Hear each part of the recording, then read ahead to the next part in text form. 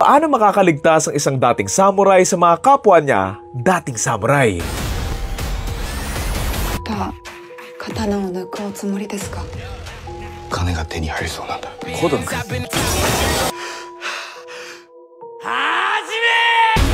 行きたい。俺から離れるな。見つけたぞ。お前たちはな、あれは化け物だ。滅びる。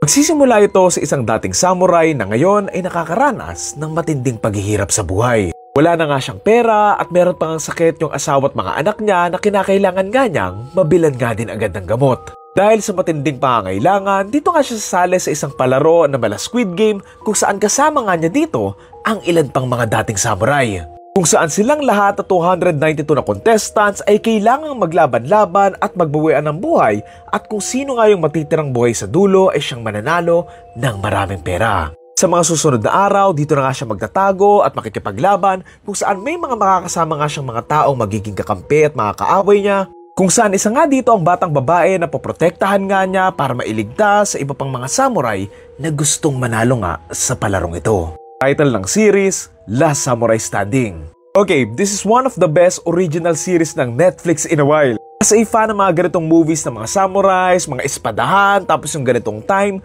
sobrang nagustuhan ko to.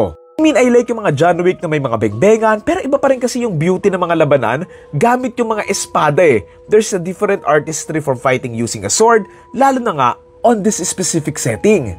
Appreciate ko yung pacing and flow nga ng series na tuloy-tuloy lang and halos lahat nga ng scenes may halaga and also kahit madami nga silang characters, makikilala mo din naman eh or at least magkaka-interest ka rin talaga sa kanila. For example, yung may pana, yung naging kakampi nila, yung batang lalaking duwag, yung batang babaeng nakasama nga ni Shujiro, and syempre, yung mga kapatid nga ni Shujiro kung saan nga siya nagte-training nga din dati. Kumbaga lahat ng characters dito na-explain kung bakit sila nandito sa story eh. Bakit sila importante, ano yung unique nga sa kanila, pati na nga rin doon sa mga kalaban na you love to hate, alam mo yon?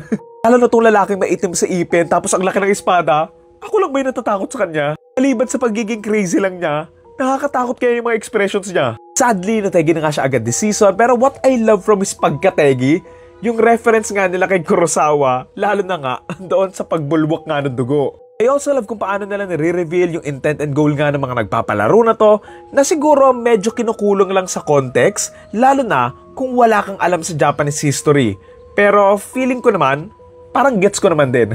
Like I said, parang Squid Game nga yung atake ng series na to with the players, the game masters, the VIPs, the battle royale mismo. Pero dito, iisa lang yung laro. Kailangan lang talaga nilang itegi yung isa't isa. Siguro ang medyo hindi lang kapanipaniwala dito, yung kaya nilang mabantayan lahat ng 292 na players.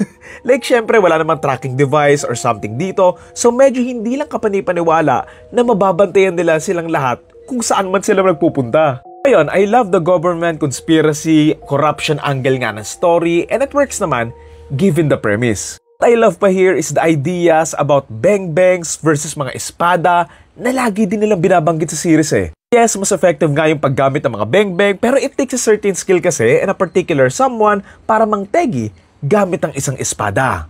Kasi kapag bang-bang kahit malayo pwede eh, pero kung espada, malapitan mo talagang kailangan matalo yung kalaban mo. Also love din pala kung paano nga nila ginamit to its full potential, yung time nga kung kailan nila sinat yung story, kung paano nga nila to ginamit para nga doon sa mga conflicts, lalo na nga doon sa mga sakit, and also doon nga sa mga problema ng gobyerno nila during this time. Tutusin, kawawa din naman talaga yung mga samurais dati kasi isipin mo, dati ginagalang sila, may maayos na buhay, pero dahil wala nang pakinabang sa kanila yung society, isinantabi na nga lang sila, tapos tinanggalan nga ng karapatan. Ayun, ang ganda ng conflict ng series na to na talagang pinag-isipan. I love the intent and goal nga of each characters, and I love the setting and syempre yung mismong battle royale game nila that makes everything better. What a first season, ang ganda ng pagkakagawa nga nila dito na tipong aabangan mo talaga yung season 2 eh.